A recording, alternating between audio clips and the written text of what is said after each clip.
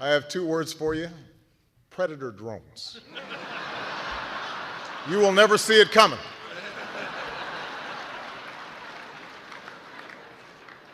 You think I'm joking?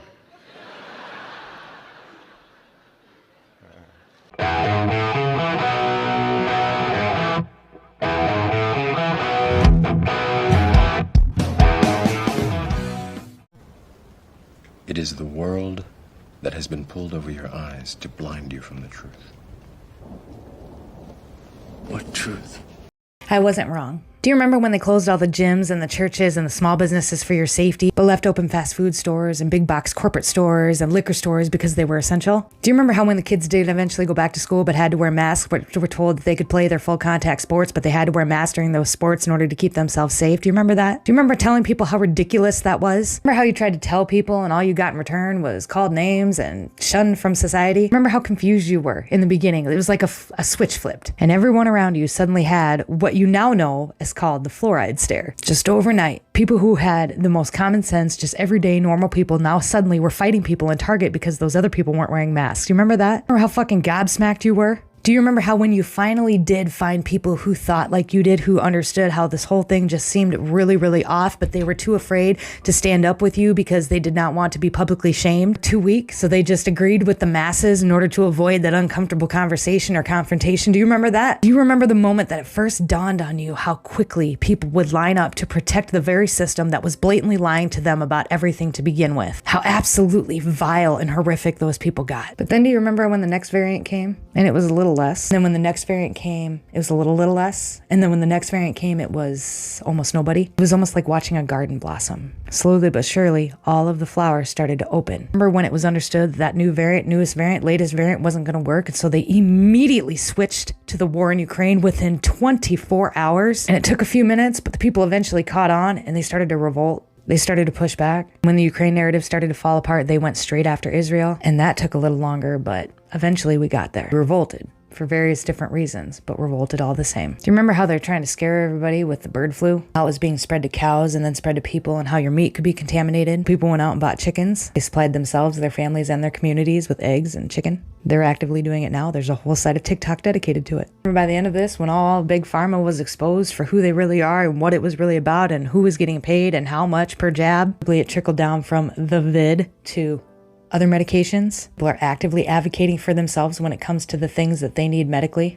They're not just blindly following along. They're reading through side effects thoroughly. Who makes the medication, how much money they make, what other things that company's invested in. Remember in the beginning when everybody was screaming about save the children? And now Hollywood's fallen, and every single person in this country is fully aware of the problems that we have in regards to human and child trafficking, whether they believed the conspiracies or not. They are aware. And how that made victims of child and human trafficking comfortable enough to come out and share their stories and to seek help, which in turn then helped other victims of human and child trafficking. Do you remember when I told you the story about the Federal Reserve and how it was created during the height of typhoid fever? Now the dollar is failing. The very thing that keeps us a slave to the establishment. There are lots of rumors that it's now going to be backed by gold and silver again. I'm not wrong. It's just slow. And my biggest fear is that not everybody is going to make it to the end. But better days are coming. I'm not wrong. Yourself small, innocuous. You be the little guy. You know, the nerd, the leper, shit-kicking surfer. Look at me.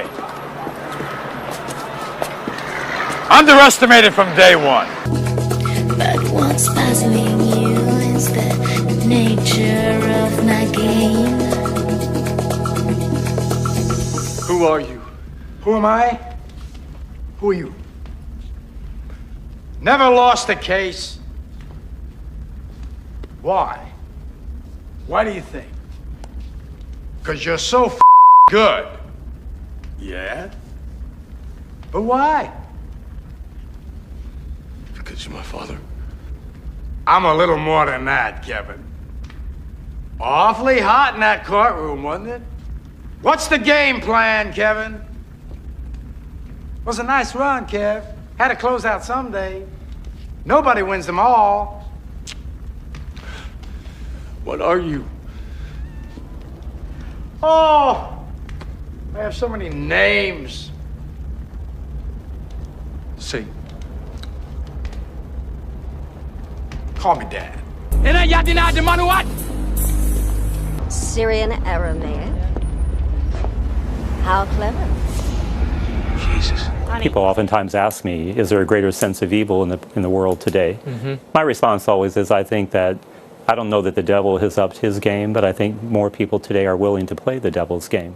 The truth is that the rapture of the church and the ensuing 7-year tribulation is sooner than any of us can even begin to imagine.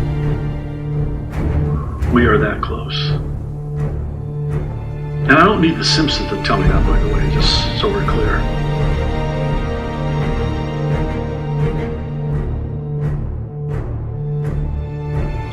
People need Jesus.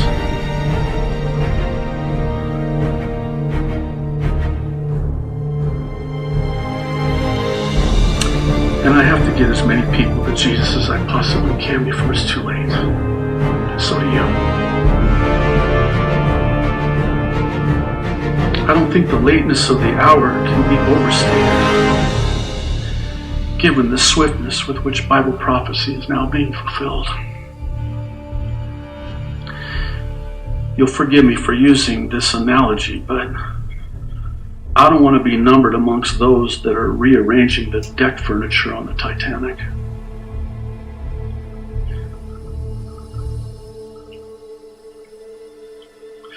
It's going down.